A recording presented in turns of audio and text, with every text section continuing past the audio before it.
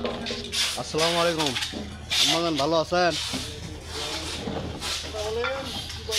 বাবা এই আলুগুলো কই দেবো বাবা? হ্যাঁ মুখ ঢাকেন, মুখ ঢাকেন। ভালো আছেন না? এই আলু কই দেবো বাবা? মালয়েশিয়া। ওরাই বুকে যাবে। চাচা আলু কই যাবে বাবা? আলু মালয়েশিয়া যাবে। মালয়েশিয়া যাবে। এখান থেকে আজকে কয় গাড়ি যেতে পারে? আজকে 2 গাড়ি। 2 গাড়ি। শুধু কি মালয়েশিয়ায় পাঠান না আর কোনো দেশে পাঠান? না, আমাদের মাল শুধু মালয়েশিয়ায় যায়, কিন্তু অন্যান্য ব্যাপারের মাল দুবাই, কাতার, বাহরাইন, সৌদি, বিভিন্ন রাষ্ট্র। আলু তো মালয়েশিয়া ঢুকতেছে। জি। বাবজানে আজকে কয় তারিখ?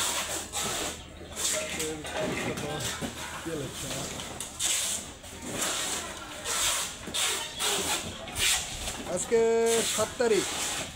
7 তারিখ। জি। এটা শোনার উদ্দেশ্য যে মানুষ অনেক সময় মনে করে যে আমরা হয়তো ভুল নিউজ দিচ্ছি। জি, না না না, ভুল নিউজের এখানে কোনো কারণই নেই। তার কারণ অ্যাভেলেবল মাল যাচ্ছে ভাই। সচরাচর যাচ্ছে। জি। তো এই যে পরিমাণ মাল যাচ্ছে, ভবিষ্যতে আলুর দাম বৃদ্ধি পারে কি? এখন হ্যাঁ, যেহেতু মালটা বাইরে দেশে যাচ্ছে, দেশের মাল তো কিছু হলেও কমতেছে। অবশ্যই দাম বৃদ্ধি পাবে। হ্যাঁ, বৃদ্ধি পাওয়ারই কথা। কিন্তু মূলত মাল বাংলাদেশে যে পরিমাণে প্রোডাকশন হওয়ার কথা তার 3 গুণ 4 গুণ বেশি হয়। প্রোডাকশনটা বেশি হয়ে গেছে। বুঝতে পারছি। তো আশা করা যায় যদি বেশি পরিমাণে রপ্তানি হয় হ্যাঁ, তাহলে বাড়বে। বাড়বে দাম। মাল যদি বাইরের দেশে না যেত তাহলে এই মাল মনে করেন 5 টাকার থেকে 6 টাকা কেজি বিক্রি হতো।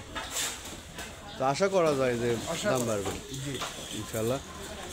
তো আপনারা সবাই দোয়া করবেন বেশি বেশি যাতে আলু রপ্তানি করতে পারে ব্যবসায়ীরা দেশের বাইরে, সেদিকে আপনারা এই দেখুন এগুলো সম্পূর্ণ কার্টুন হবে, কার্টুন হবে। হাজার হাজার বস্তা এখান থেকে প্যাকেটে যাবে।